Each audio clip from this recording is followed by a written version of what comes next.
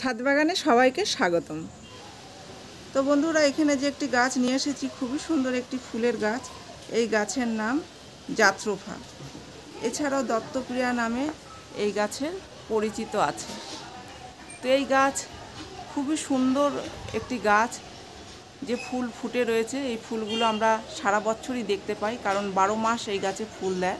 ছোট ছোট ফুল, কিন্তু একদম থোকায় থোকায় ফুল দেখা যাচ্ছে। আর প্রত্যেকটা ডালে ডালেই কিন্তু ফুল রয়েছে।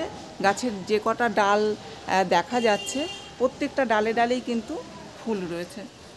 এখানে গাছের পাতা খুব কম, কারণ আমি রিপোর্টিং করেছিলাম। তো রিপোর্টিং করার পরে পাতা কিছু ঝরে গেছিলো, তো নতুন করে আবার পাতা বের হচ্ছে, আর তার সাথে সাথে ফুলও বের হয়েছে। এখানে যে আমার গাছটি রয়েছে, গাছের বয়স 1.5 বছর, আর গাছের উচ্চতা প্রায় 6 ফুট। তো এত বড় একটা গাছ আমার খুব ভালো লাগছে, যে এত বড় একটা গাছ একদম ছোট্ট একটি টবে হয়ে রয়েছে। এখানে যে টবটা রয়েছে, আমার এই টবের সাইজ হচ্ছে 8 ইঞ্চি। তো এই 8 ইঞ্চির টবে আমি মাটি দিয়েছি 3 ভাগ। 1 ভাগ জৈব সার, 1 ভাগ বালি, 1 ভাগ কোকোপিট, 1 চামচ ডিমের খোসার গুঁড়ো, 1 চামচ নিম খোলের গুঁড়ো, 1 চামচ সর্ষের খোলের গুঁড়ো। তো এইভাবে মাটি তৈরি করে আমি গাছ বসিয়েছি। আর এই গাছের যত্নের কথা বলবো, এই গাছের যত্ন খুবই কম লাগে। খুব কম কেয়ারেই কিন্তু আমরা সারা বছর এই গাছে ফুল পেতে পারি।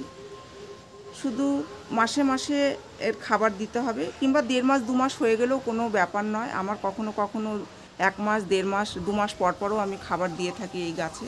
তো আমরা যখন খাবার দেব এই গাছে, সর্ষের খোলকে জলে ভিজিয়ে সেই জলটা দিতে পারি, কিংবা কিছুটা মাটি খুঁড়ে ভার্মিকম্পোস্ট দিতে পারি, গোবর সার দিতে পারি, কলার খোসাকে জলে ভিজিয়ে রেখে সেই জলটা দিতে পারি। তো এইভাবেই আমরা খাবার দিতে পারি। তো এইভাবে খাবার দিলেই কিন্তু এই গাছের হয়ে যায়। আর এই গাছ রোদ্দুর পছন্দ করে, তাই আমরা এই গাছকে ফুল সানলাইটেই রাখবো। আর এই গাছে জল দেব যখন দেখব মাটি শুকিয়ে আসছে, তখন এই গাছে জল দেব। এই গাছের আরও একটা সমস্যা আছে, যেটা রোগ পোকা। তো রোগ পোকা কিন্তু এই গাছে দেখা যায়, তাই নিম তেলের স্প্রে করতে হবে 15 দিন পর পর, কিংবা মাসে একবার। ব্যাস এইভাবে এই সামান্য যত্নতেই কিন্তু এরকম সুন্দর আমরা গাছ রাখতে পারি, আর এরকম সারা বছর ফুল পেতে পারি। তো এই ছিল আজকের ভিডিও।